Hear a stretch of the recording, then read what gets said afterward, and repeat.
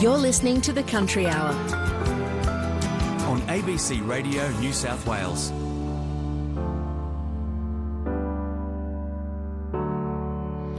Well, renewable energy is a term that often gets brought up in conversation, but for some it's a balancing act to introduce renewables to a farming business at the cost of the productive land. But a Tamworth startup business hopes to change all that, introducing solar farms that can operate harmoniously with livestock.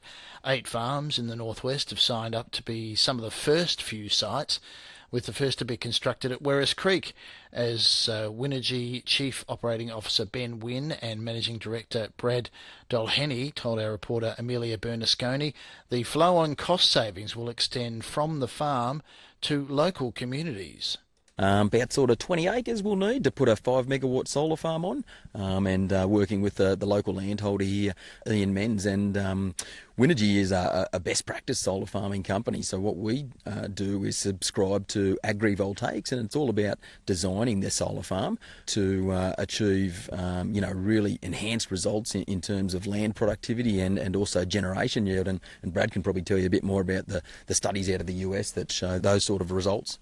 Yeah, look, there's been some great studies out of Oregon State University showing that if good practices for solar farms can actually increase the moisture content in the soil, and it's quite simple, really. I think some of the mistakes that we've made in solar farms over the last decade is building fixed solar farms low to the ground, and means you don't really get the sunlight and the moisture content that comes through. And so a simple design that Ben's been working on for the last 5 years has worked out that we can actually increase the moisture content in the soil by over 300%, which actually can double the yields and the grasses that are grown.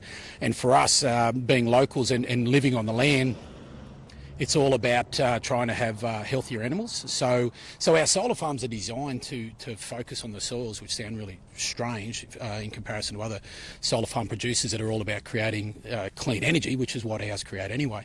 But if we've got healthier soils and then we have more fodder and more grasses and healthier animals, the farmers love it. We need the animals there to sort of maintain the grasses and whatnot to keep the soils healthy. It's not, I think one of the worst practices that's happened in solar farms is people build big fences around them, then lock the animals out. And then in 30, 35, 40 years' time, when you pull apart that solar farm, you've got degraded soils. So it's all about the health of the soil primarily, and then creating clean energy.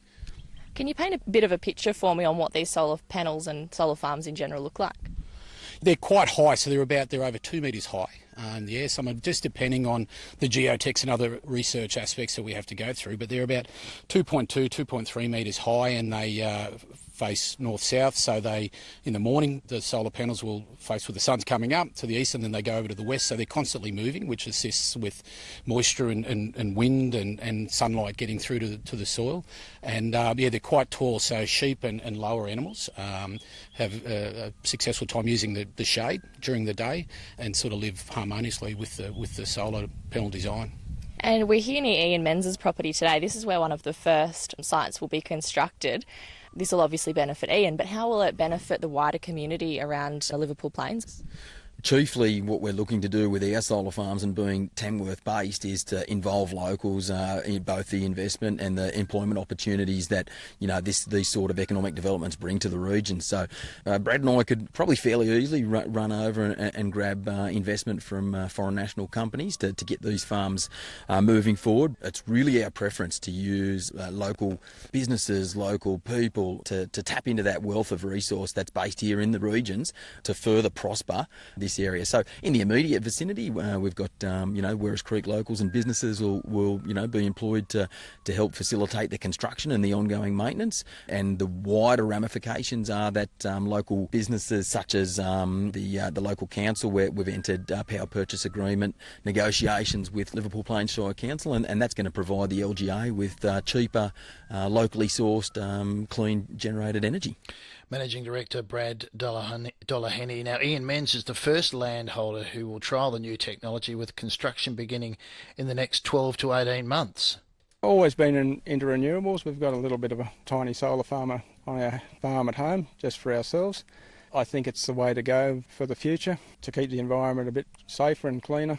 And what about this idea, the fact that you can graze animals under it and still and look after the soil in the process? Oh, no, that's a great idea, and that's part of the reason we're going with this, that we can still use the land, run some small animals underneath it, and the farm well will not go out of production. So that's been a bit of an issue with some of the solar farms, that they're locking up good country, and this won't be the case. Can you tell me a bit about, what sort of animals you run and a bit about your property here and how it will continue under the solar farm? We do mainly run a grazing property and some grain. We do run cattle. But under here we'll probably fatten some lambs and sheep, because the cattle might be a little bit too large for underneath the panels. I guess at the moment we're looking across some nice paddocks with a bit of green tinge on them, and you've just had a lot of rain here and a bit of damage from floods. But during a bad time, which I'm sure you've seen some bad times, how do you think that this will contribute to keeping your operations going and keeping some cash flow into your business? Oh, well, that's another one of the parts. It'll take out some of the bumps from when it's really dry and things aren't so good. So there'll be a little bit of extra cash income come into the property to take those problems away a little bit.